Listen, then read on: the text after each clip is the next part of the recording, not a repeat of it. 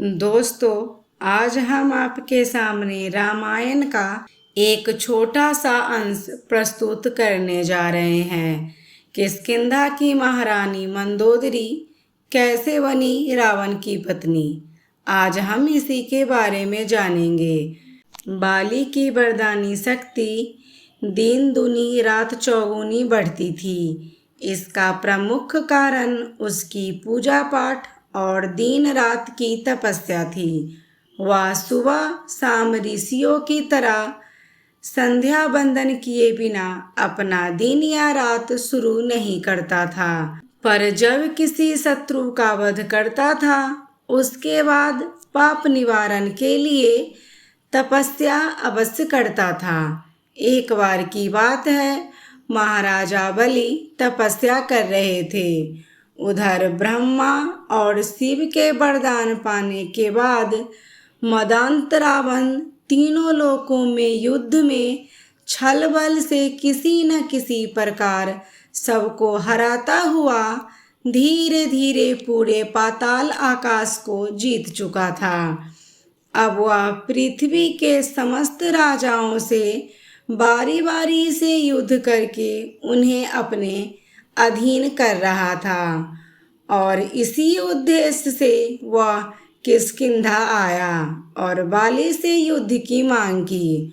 परंतु बाली उस समय तपस्या में बैठे थे। रावण बार बार उनके ध्यान को भंग करने की कोशिश कर रहा था, जिससे क्रोधित होकर बाली ने रावण को पकड़कर अपने बगल में दबाकर 6 महीने तक तपस्या करता रहा। रावण कुछ नहीं कर पाया और चुपचाप दबा रहा। 6 महीने के बाद तपस्या खत्म करके बाली ने रावण से पूछा कि अब बताओ, युद्ध मांग रहे थे, चले मैदान में। रावण ने तुरंत हार मान ली, परंतु मन में दुश्मनी की गांठ बांध ली और मौके की तलाश में रहने लगा। अगले वर्ष फिर बाली पहले की भांति अपने प्रिय भ्राता सुग्रीव को कार्यवाहक राजा बनाकर तपस्या करने लगा। भाई के प्रेम वर्ष सुग्रीव थी ज़्यादातर समय भाई के आसपास ही गुजारता था। अतः अपने गुप्तचर से सूचना पाकर रावण किष्किंधा में ऋषि के भेष में प्रवेश कर गया। बाली की आज्ञा थी कि उसके राज्य में किसी भी ऋषि की आज्ञा को ईश्वर की आज्ञा मानकर उनकी सेवा करे।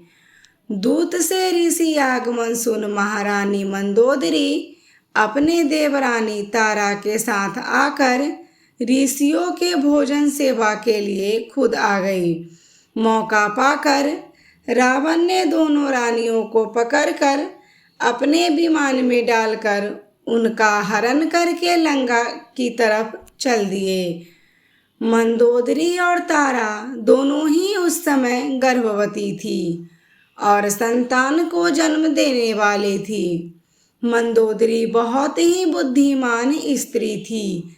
उसने सबसे पहले देवरानी तारा को बचाने के लिए एक युक्ति सोची और रावण से बोली, राक्षस राज, आपकी बड़ी प्रशंसा सुनी थी। आप बड़े बलवान हैं, वरदानी हैं। तो जब हमारे पति घर पर उपस्थित थे, आप युद्ध से जीतकर मुझे ले जाते तो वीरता थी, पर यह चोरी और कायरता है। रावण बोला कि आपकी सुंदरता मैंने दैत्यों के मुंह से सुनी थी, देखने की इच्छा हुई, आज देखा तो रोक नहीं पाया।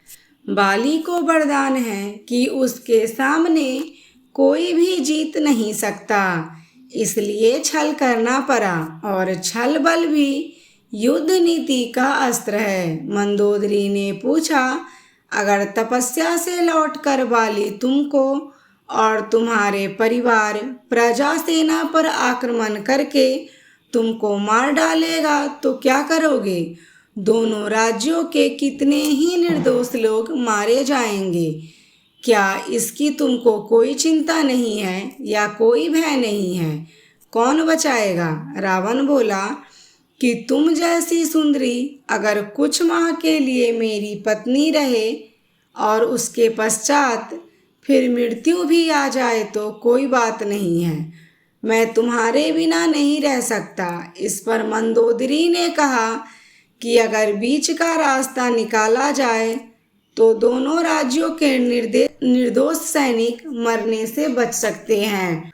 तुम और बाली दोनों बच सकते हो। रावण बोला, मैं तैयार हूँ।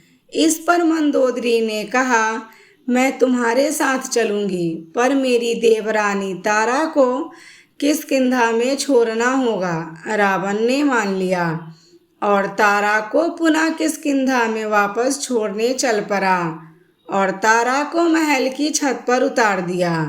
वह फिर मंदोदरी को लेकर चलने लगा तो मंदोदरी ने कहा, मैंने सुना है कि आपकी गर्जना इतनी भयानक है कि जिसको सुनकर महिलाओं के साथ साथ पशुओं के भी गर्भ गिर जाते हैं। रावण ने कहा, सच है।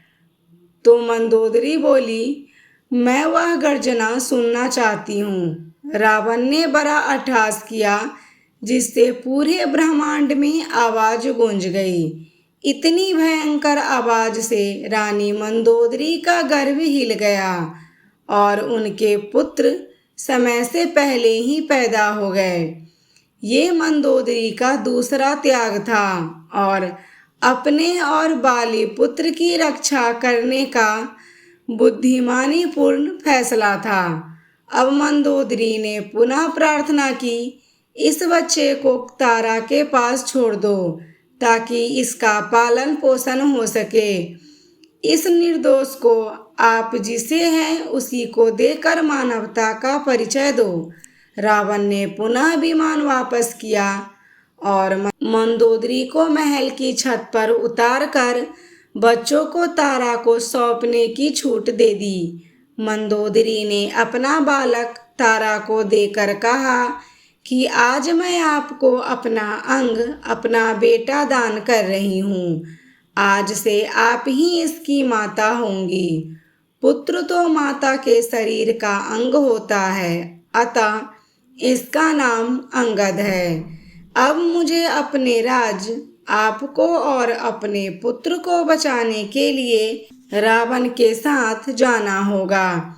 ऐसा कहकर वह रावण के साथ चली गई। रावण ने मंदोदरी से गंधर्व विवाह करके उसे लंका की महारानी बना दिया और उसके बाद मंदोदरी रावण से गर्भवती हो गई। हम उम्मीद करते हैं आपको पता चल गया होगा कि बाली की पत्नी मंदोदरी कैसे बनी रावण की पत्नी। दोस्तों, आपको जानकारी कैसी लगी हमें कमेंट करके ज़रूर बताइएगा। जानकारी अच्छी लगी हो तो वीडियो को लाइक, शेयर और चैनल को सब्सक्राइब कीजिएगा। धन्यवाद।